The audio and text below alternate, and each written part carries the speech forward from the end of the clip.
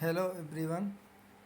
Last video में आप लोगों ने डेरिवेशन ट्री के बारे में पढ़ा था और कैसे स्ट्रिंग को डिराइव करते हैं और उसको कैसे फिर ट्री के फॉर्म में रिप्रेजेंट करते हैं वो मैंने बताया था। साथ में एलएमडी लेफ़्ट मोस्ट डेरिवेशन और राइट मोस्ट डेरिवेशन जो ये दो डिफरेंट अप्रोच होते हैं, means there are two different approach to derive any string, that is LMD means leftmost derivation and rightmost derivation. And in leftmost derivation we always implement appropriate production rule on leftmost variable of processing string. तो ये कल हमने सारी बातें discuss की थी और right most derivation में उसी तरीके से आप प्रोसेसिंग स्ट्रिंग के राइट मोस्ट वेरिएबल पे हमेशा प्रोडक्शन रूल इम्प्लीमेंट करते हैं। तो जैसे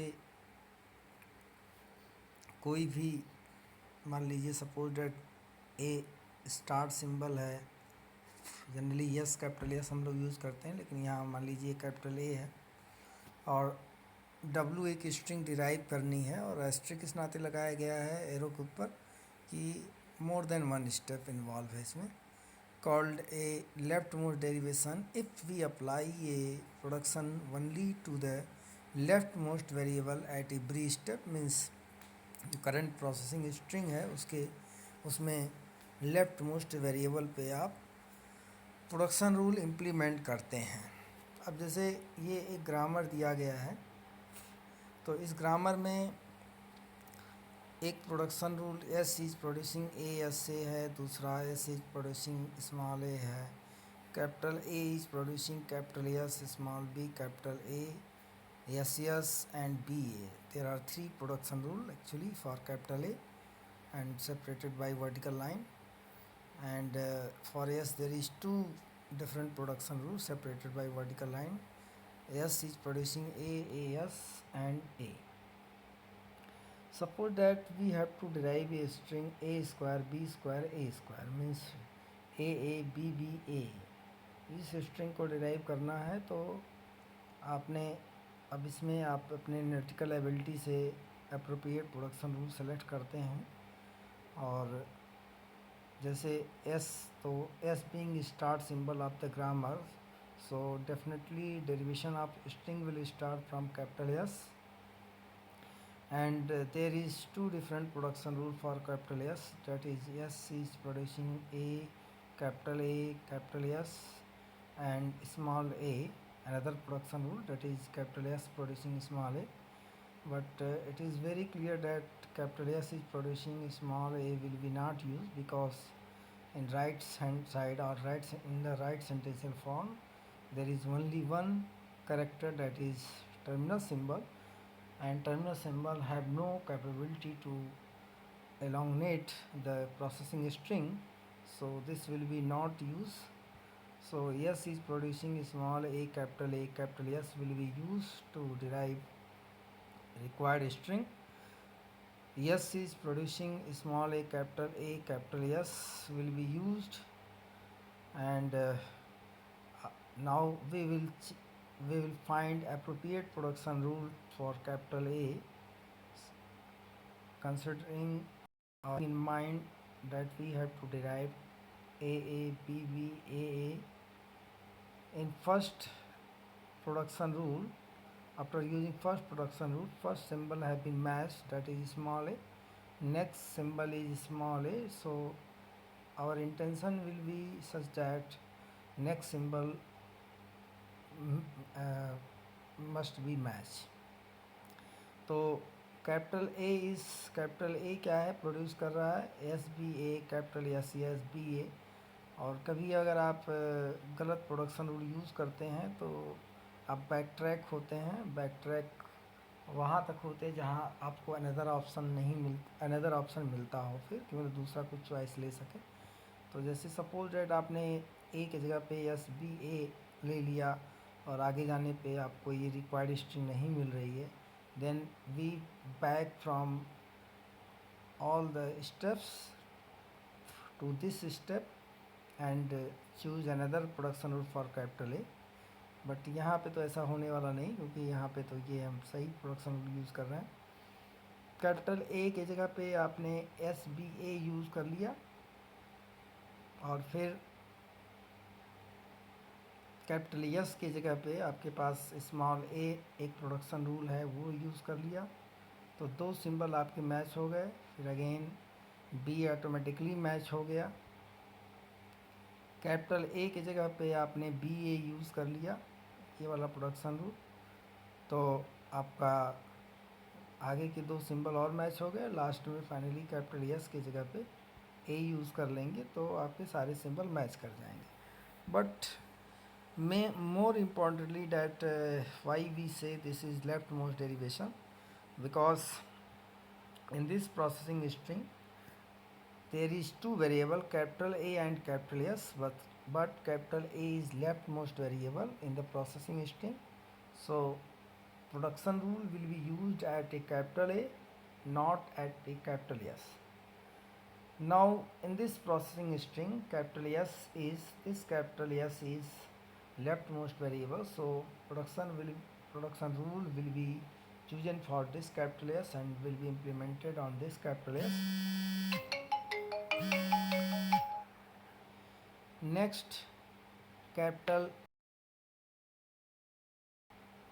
we will use rule for in this processing string. Capital A is next variable, next leftmost variable, and so production rule will be used for this A, and finally production rule will be used in the processing string for capital S.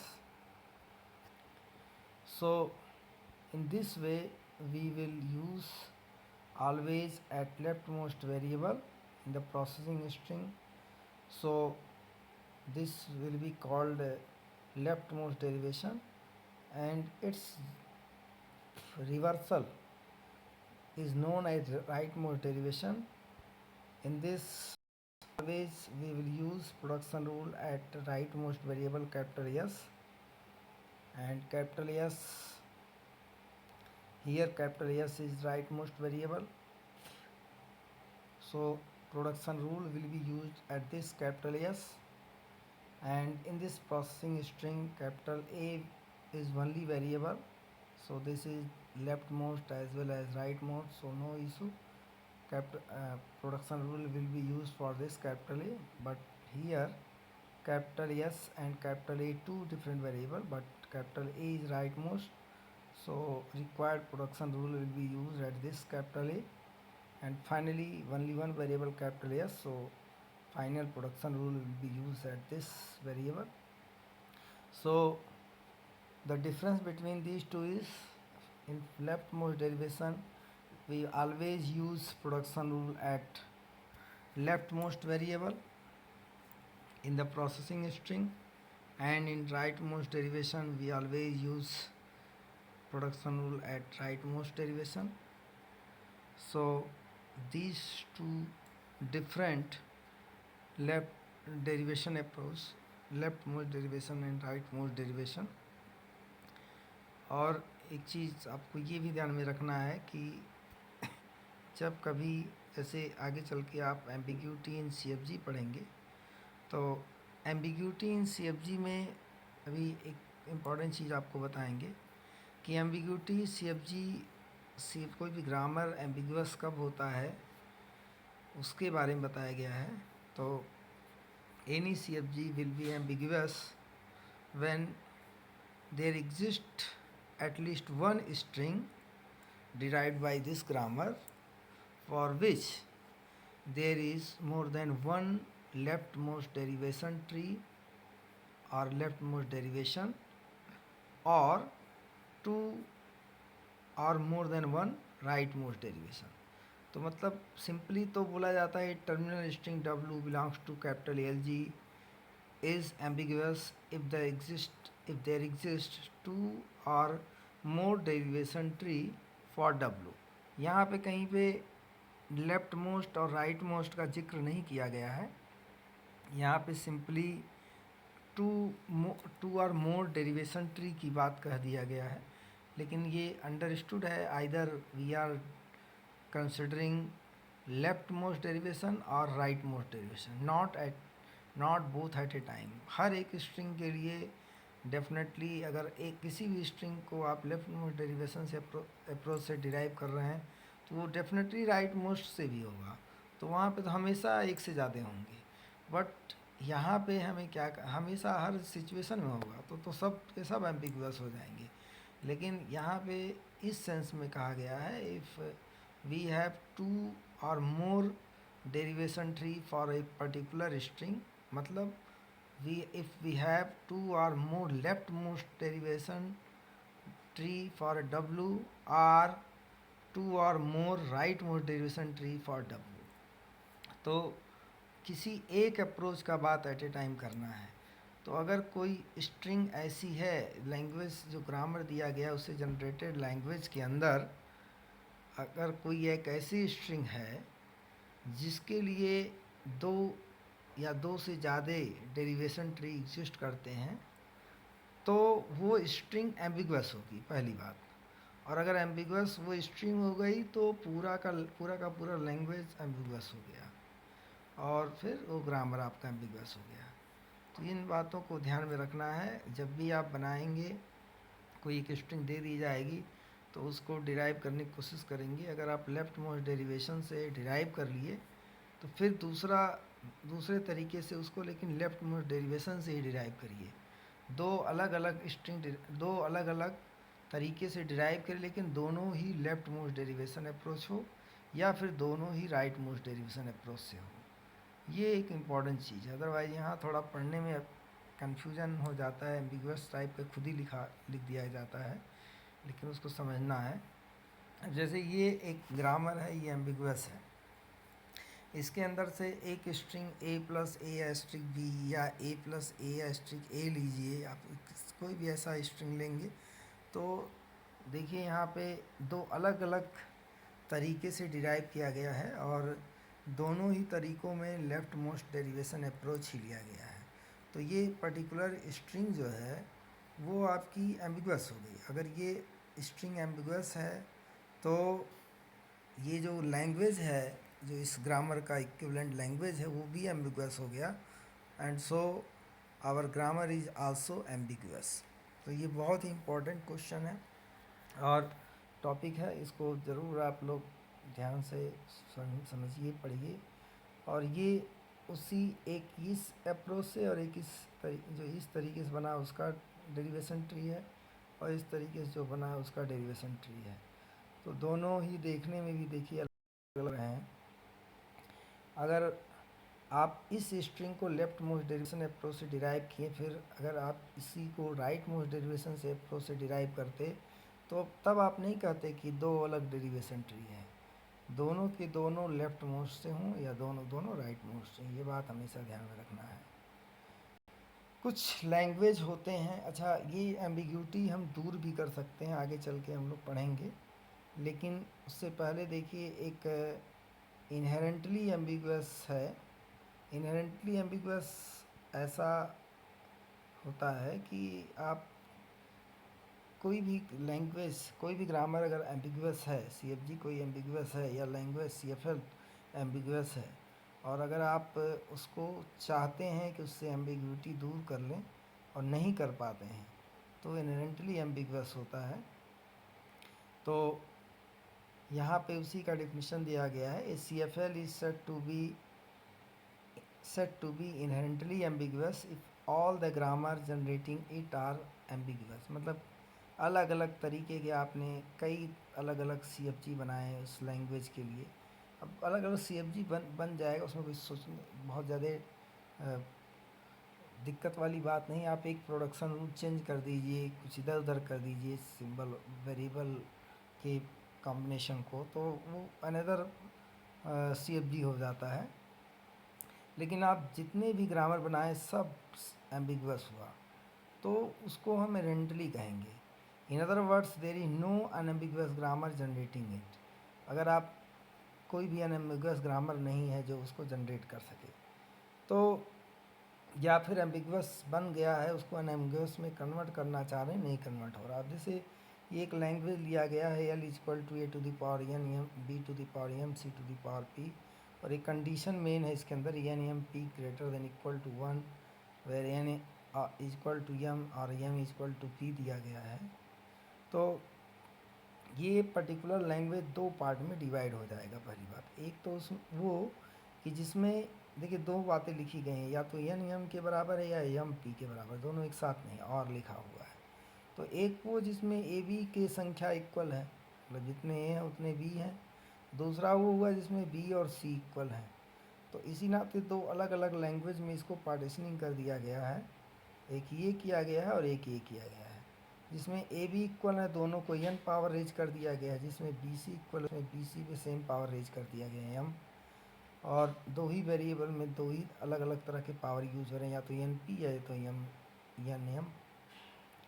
तो अगर आप इस language की बात करेंगे तो इसमें ऐसी स्ट्रिंग्स होंगी दोनों में। देखिए ऐसा तो कहा नहीं गया है कि n इसमें n is not equal to p, ऐसा तो कहीं नहीं लिखा गया है कि n p के बराबर नहीं हो सकता है।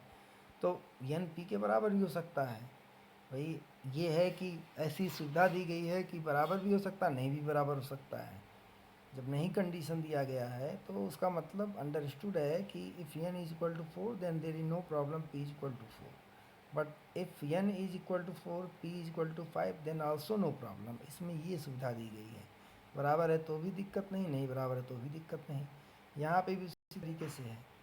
तो अगर आपने ऐसा लिया p इक्वल टू n है, तो ये particular string a to the power n b to the power n c to the power n दो अलग अलग तरह के, ये समझ लीजिए सब लैंग्वेज क्या होता है, सेट होता है। तो मतलब आप ये देखिए एक सेट ये था, उसको दो सबसेट में डिवाइड कर दिया गया, यानी कि उस लैंग्वेज को दो सबसेट का यूनियन बना दिया गया। अब ये पर्टिकुलर एलिमेंट एक है a to the power n b to the power n c to the power n, जो इसमें भी बिलोंग करेगा और इसमें भी बिलोंग करेगा। भाई जब when n equal to m और when n equal to p, तो a to the power n b to the power n c to the power n इसमें भी है और इसमें भी है, दोनों ही सबसेट में है। तो अब ये दो, because these two are different languages, so they have different set of production rule for generating to them. So its meaning is that this particular string can be generated with two different way। अगर अब इसकी बात करेंगे इस particular, चूँकि है तो ये दोनों लैंग्वेज इसी लैंग्वेज को ही समझने के लिए दो पार्ट में डिवाइड किया गया। अल्टीमेटली ये दोनों एक ही लैंग्वेज हैं। तो आप यानी कि इसका मतलब हुआ अगर उसके अंदर जाके आपने देखा तो इस टाइप की जितनी भी स्ट्रिंग हैं उनको दो अलग अलग तरीके से डिराइव किया जा सकता है, एक इससे बिलोंग इसके अप्रोच से और एक इस अप्रोच से।